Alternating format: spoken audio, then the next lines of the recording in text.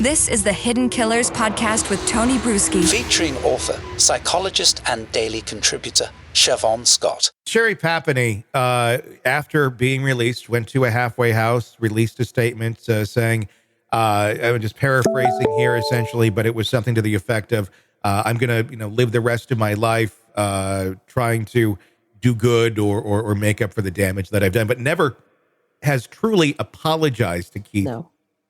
And the kids either, which is kind of spooky to me. After you do all of that, even if you have the disorder, which clearly she does, or many disorders, that you couldn't find some way. I mean, even if you know, like, you're never going to see your kids again and you got to do your own thing, just to put it out there of like, I am truly sorry for this. But, yes. but then it goes down to the question of, is she capable of being truly sorry? And is someone like this capable of being sorry for their actions?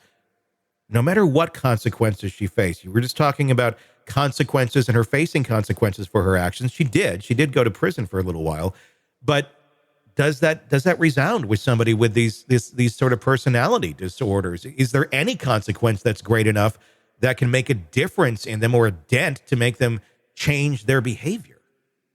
Yeah, it certainly is questionable at this point. And it's another shocking thing that once this has all been exposed, that she's not contrite, that she's not owning it. And, when we look at, can a person like this change? Well, we like to think so, but I would not be terribly optimistic at this point just because of that. She's not showing remorse, and the amount of time she did in prison is something, but it wasn't for hurting her children, and that needs to be looked at and owned. It makes me think of something Carl Jung said that I've always loved: until we make the unconscious conscious, it will direct our lives, and we will call it fate. And this lady does not seem conscious at this point of what she's done. And there's not remorse. And so, the odds are not good. If I had her as a client, it would be truth, truth, truth, truth. We are not going to listen to any sob stories. We are not going to do victim signaling here. You are going to have to own the harm you've done. And you have to start in that place. And the person has to get there before they can do any kind of growth. And would someone like that continue seeing you, though? Probably not. It would have to be "I'm court out." mandated. Unless court mandated, yes. But then even in those situations, I'm curious, obviously she's an extreme case, but when you have someone like that and it is mandated, do you feel like you can ever make much headroom with someone with a disorder like that? Or is it just kind of banging your head against a wall? And like, it is what it is. These people are not going to move. Can you think of any examples where someone has had disorders like this, where, they have made some sort of recognizable difference to those around them, not just to themselves a little bit, but to them around them, where it was actually meaningful, where they could live in some sort of a productive or a life with those that they love, and not be the monster that they seem to be? I have seen people make progress. And again, it depends on the severity, and they've all been, for people like this, they have been court mandated, and it's been long-term, sometimes 10 years in treatment because of the severity of the crimes, and they're out in the community now.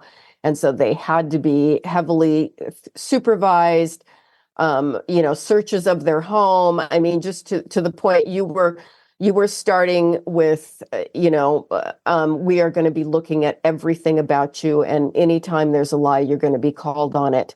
And when you have some kind of an intensive program like that goes on for years, I have seen people make some progress with gaining some awareness of what this was all about, why they were doing what they were doing, and to take ownership of it. And that was a big piece of treatment in that program, was you've got to take ownership of your distorted way of thinking, perceiving, and behaving, and you've got to make amends to people that you've hurt. My question to that would be, are they truly making amends? Are they truly recognizing the behavior, or are they chameleoning themselves to fit the current mold, going, okay, well, this is the stage I'm on now, and this is the play. I have no choice of being in, so I better play the role really well. And they're able to just kind of, to the outside, it looks like maybe there's something going on here, but truly on the inside, are they feeling those things I mean, that's a question for them, but you see this far more than I do. Are they truly doing that, or are they just, again, like I said, chameleoning themselves for what's being asked of them or required of them? Yeah, chameleoning themselves is a great term, and I think there's certainly a lot of that goes on.